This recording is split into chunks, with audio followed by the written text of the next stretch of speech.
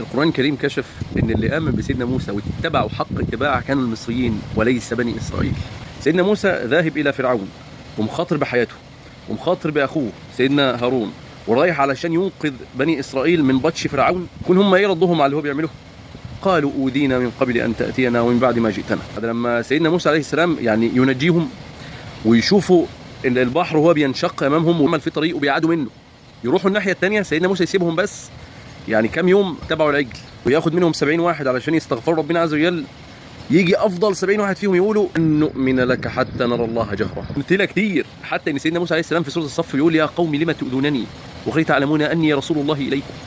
قالوا كده بقى نشوف ايمان المصريين بسيدنا موسى عليه السلام. سحرة فرعون لما جم علشان هيتحدوا قالوا وان لنا لاجرا ان كنا نحن الغالبين. قال نعم وانكم اذا لمن المقربين، هتبقوا من اقوى النفوذ في الدوله. طب لما يكتشفوا ان سيدنا موسى عليه السلام مش ساحر، فالقي السحرة سجدا قالوا امنا برب هارون وموسى. يجي فرعون يقول لهم هاكلكم، هقطع ايديكم اليمين مع رجليكم الشمال والعكس. قالوا لا ضير انا الى ربنا منقلبون انا نطمع ان يغفر لنا ربنا خطايانا ان كنا اول المؤمنين.